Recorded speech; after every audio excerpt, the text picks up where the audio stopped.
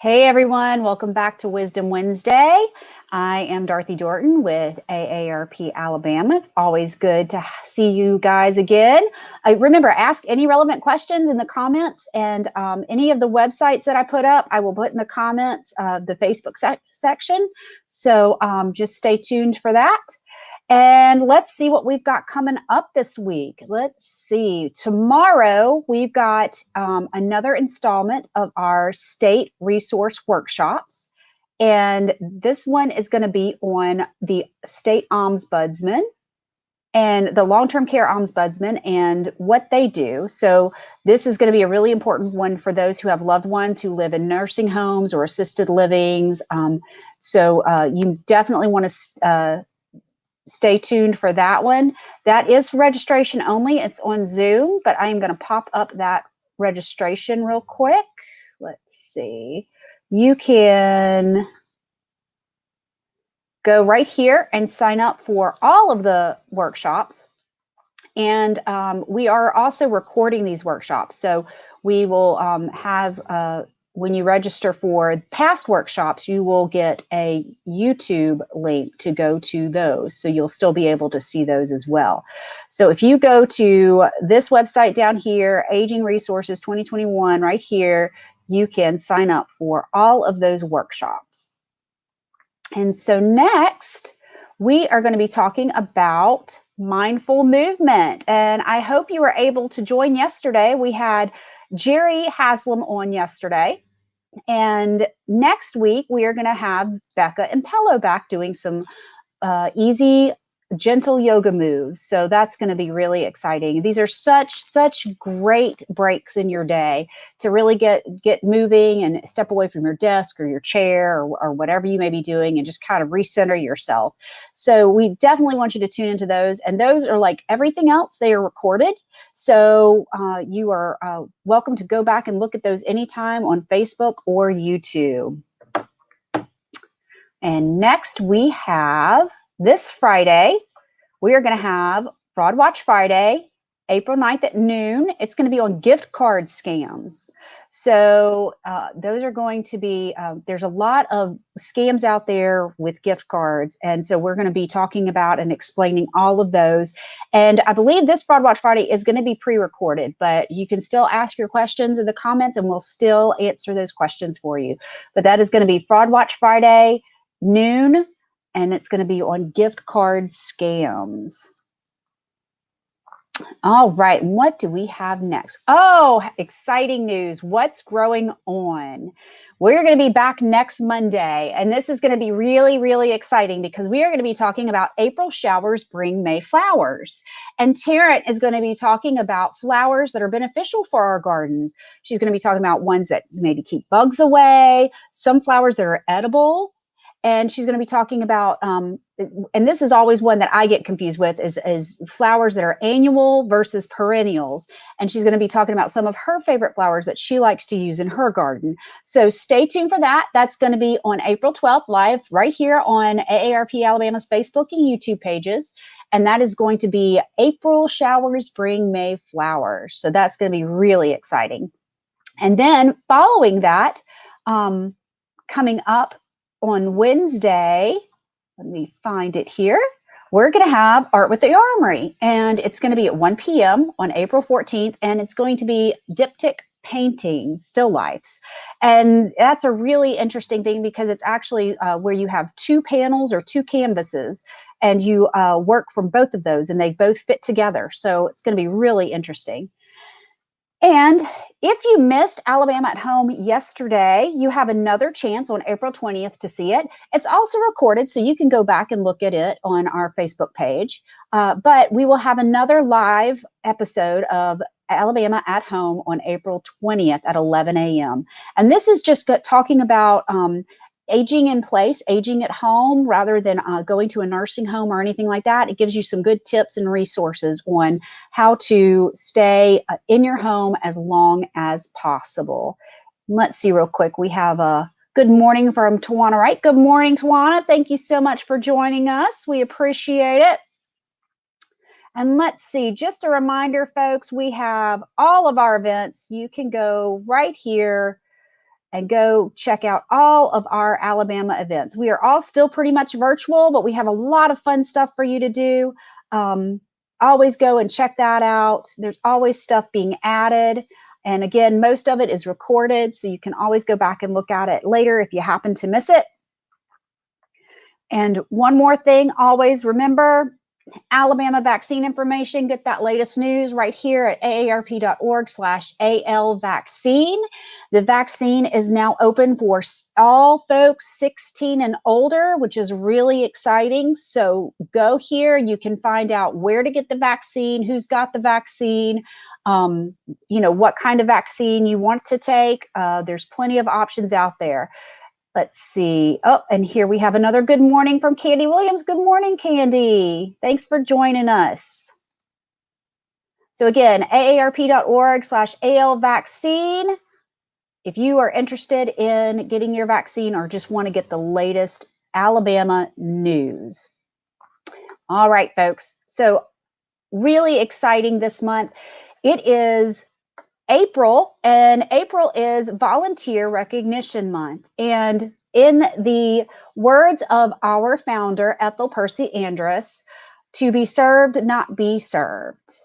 To serve, not be served, sorry. So we want to salute our volunteers. So each episode of Wisdom Wednesday is going to talk about different volunteers and in the different areas of the state. We have so many wonderful volunteers who do such great things. And we want this week to recognize the AARP Mobile volunteers, Lower Alabama volunteers. We want to thank them so much for all of their hard work. This pandemic has been really tough on all of us, especially since we can't get out and do some hands-on things like you see in these pictures. But it's been a real challenge, but the volunteers down here in Mobile have really stuck together. We've been doing some Zoom meetings and trying to have some Zoom fun. And, we really, really want to thank all of our volunteers in Mobile, and definitely Chapter 56, which is the Mobile AARP chapter. They've been doing a great job of keeping the chapter alive, keeping things going. And I definitely want to give a shout out to Miss Joan N. She's one of our former Andrus Award winners for the state, as well as she is our super volunteer down here. She manages helps manage the chapter, helps manage and call and check in on all of our volunteers and all of our chapter members. So we want to thank Miss Joan.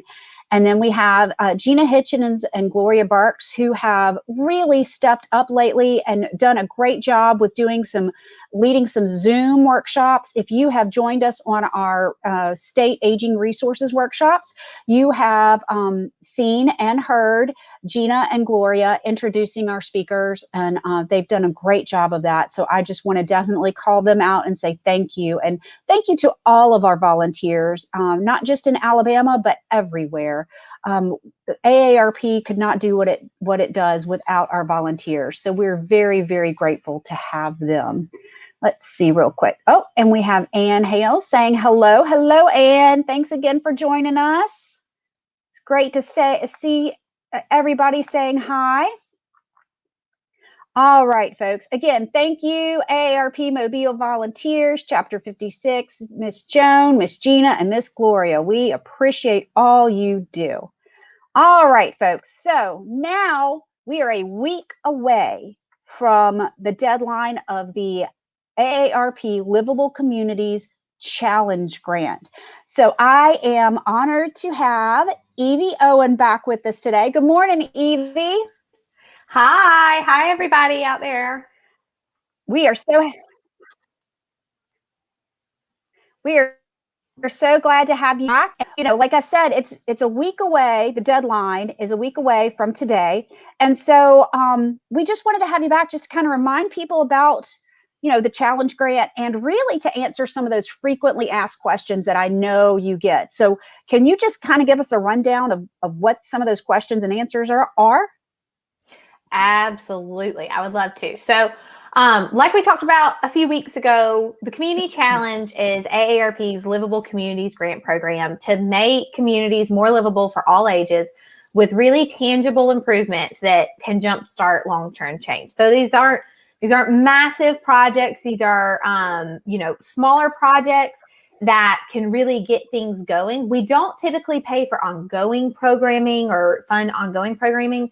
We want to look at projects that can jumpstart progress and get ready to go, these big projects. So let's talk about eligibility, because eligibility is one of the things that we get asked about a lot. It's one of our more frequently asked questions. So as you see here, you're eligible if you're a 501c3, C4, C6, government entities, we find cities, towns, sheriffs, police offices, schools, any type of government entity. If you are not a nonprofit or a government entity, but you have a great group doing great work, you can find a fiscal agent. We work with fiscal agents a lot who can receive the money for you, and then you would be responsible for leading the project and delivering the work. That is something that we have done before. So that's one of the questions we get a lot. So yes, even if you're not a nonprofit, even if you're not a government entity, if you can find a fiscal agent to receive your money, you still can apply. Also, project types. We get a lot of questions about project types. As you see here, permanent physical improvements are eligible, temporary demonstrations. So like a pop-up or, things that are temporary, but you want to build support for a bigger project. You want to show that it would work on a larger scale. And also new innovative programming and services. Probably the most common question that we get about is about grant amounts. How much should we apply for? How much should we ask for? What type of dollars do y'all give out? So I can't tell you our full range, but I can say that the average grant size that we give out is about $11,000. So we're not talking about massive $100,000, $1 million. These are smaller size grants for that real quick action. So average grant size is about $11,000. We go low, we could go into a few $100s. We've probably gone up to around 20 or 30,000. Probably about what that range looks like. But if your idea is great and you can really justify it, there's no amount too small. We can make it work. So the other thing, of course, that we talk about, categories, what's eligible, what's not. So we have 7 categories: public spaces, transportation, housing, coronavirus recovery, diversity inclusion, civic engagement, smart cities, and then other. And each one of these categories breaks down into several subcategories. And there is a bit of crossover this year between like the coronavirus recovery projects, and they can cross over into other projects. It could be a transportation project any other year, but because of COVID and the pandemic, it might fit into the coronavirus recovery category a little bit better. So we just say what we've been answering is at the heart of your project, your original intent, just put it in that category. If before the pandemic, if you were already going to do this public spaces project, then you can keep it in public spaces. There's really no right or wrong. It's really up to you. There's not necessarily a wrong way or a right way, and it's not going to cut you out of it depending on which one you pick. We do not predestine how many dollars we're going to give to each of these categories. We just base it on the applications that come in and then the judging rounds. Okay. So quick question, Evey. So that basically means that these categories here that you accept, none of them are weighted in any way. They're all pretty much equal. You just look at each individual grant. Yep. It's just easier to organize them in this fashion. Yep, absolutely. That's a great question. Yeah, they're not weighted. There's not one that's more important than others. We do, as you've seen before, we do give more money. We have funded more public spaces projects, but not necessarily because that's what we want to see more. It's just that's what we get a lot of applications in. So it does tend to, rise higher, but it's not weighted any differently. Right. Okay. And we have a question real quick that came in. Ann Hales asks, what do you mean by a jumpstart project? So jumpstart project. So we want to be that spark. We want to take your idea from up here and make it tangible. So if you have an idea in your head, but you aren't really sure how to get it to go to take it big and to put it into real life. Say you have a project, an idea for an entire walking trail around your town. It's a little large. It could take a few years, but maybe something you could do with our grant would be to fund a small part of the trail, maybe a part of the trail that's closest to town, maybe fund a bench, something like that. Mm-hmm. That way people can see it, people can start using it.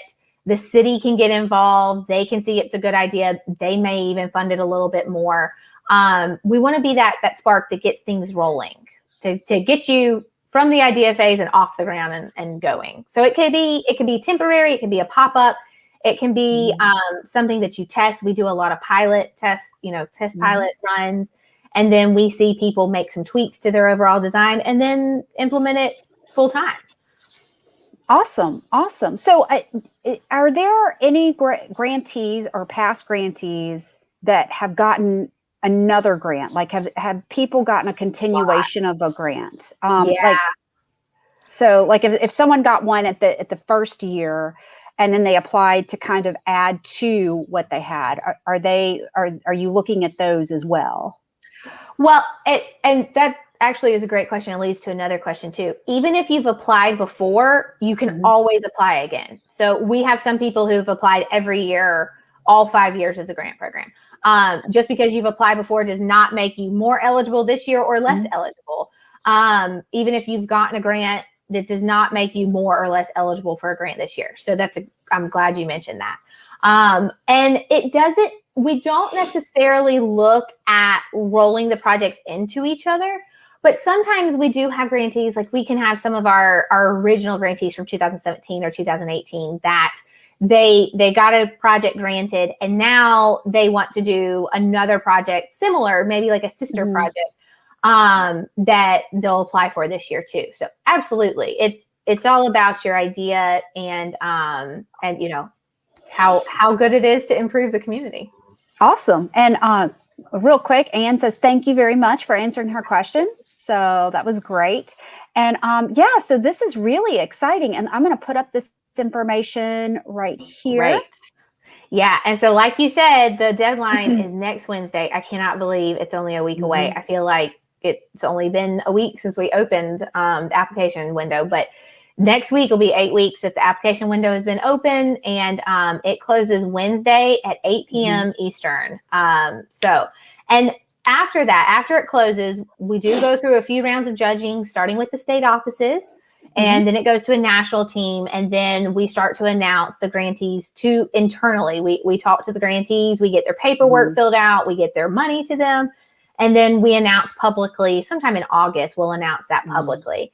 And again, this is a really short, quick timeline. So grantees only have until November 10th to get these projects done and fill out their after action report. So we like to see it spark and then get moving really quickly. Excellent. And that emphasizes that it is, a quick jump start, not a long-term project, but something that can kind of start things off. We talked about a couple of examples last time, and one of the things that was done last year was an outdoor space for a local community senior center. Yep. And that was very helpful because during the pandemic, they were closed, but they had this outdoor space where people could gather, because people were still gathering in their parking lot, but they didn't have any place to really go, that was outdoors and safe and covered, gave them shade or anything. So Absolutely. that was a really great project and a great example of a quick turnaround, good project. And like you said, it can be temporary stuff. We've had folks do things like you mentioned, pop-ups, and pop-ups are just kind of a temporary, you can take part of a street and kind of turn it into more of a one lane and do some bike lanes, and just do that temporarily I've seen people use hay bales and stuff. Bales. Yeah. Lots of hay bales. Yeah. So, and a lot of times when we have grantees who do those temporary lane demonstrations, they'll actually be doing traffic counts. They'll do traffic counts at the beginning and at the end. And then that way they can go to the city council and say, okay, look, this is what it looked like before the demonstration. Then when we closed this lane, there really wasn't a whole lot of change in traffic counts or travel time. And it was safer for pedestrians. We got more people out in the community. So this is a really good idea. So you don't even just have to use it as a pop-up for maybe like public, input. You can get data and gather your data during that time. You can, use that time to get a report going to really cement your idea.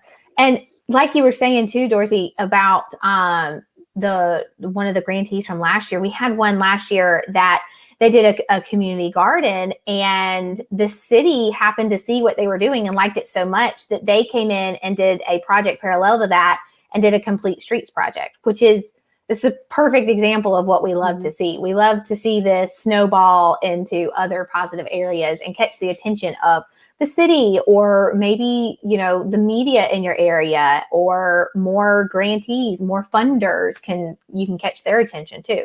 So it's a great example of what can happen. Awesome. And if you go to that website too, I believe, correct me if I'm wrong, Evie, but you can look and see who the past grantees were and what their projects were. So you can kind of get a great idea of what has been funded in the past, and kind of use that as guidance. So we say that next week is the deadline. And if anybody is like me, who I'm a total procrastinator and love to do things at last minute. So what is the cutoff? What is the final hour? Yeah, all of our procrastinators unite. I'm right there with you. And we have applications rolling in almost by the minute right now. This is our biggest time this week, between now and when that application window closes. They are just steadily rolling in. So you're not alone. If you're just getting your application in or getting it going, you're not alone. You're not behind. It's fine. So the application window does close next Wednesday, April 14th at 8 p.m. Eastern time. You will not be able to get back in. And also, if you've already submitted an application, you can tweak your application and make edits to it up until that time also. Okay, great. So 8 p.m. Eastern time, which is 7 p.m. Alabama time, everybody. That's right.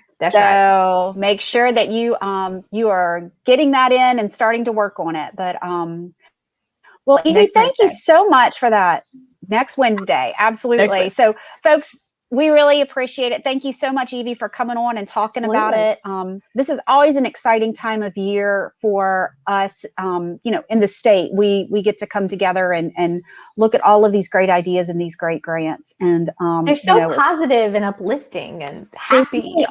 They really are. They really are. It's hard to narrow them down. It's really hard to narrow them down. So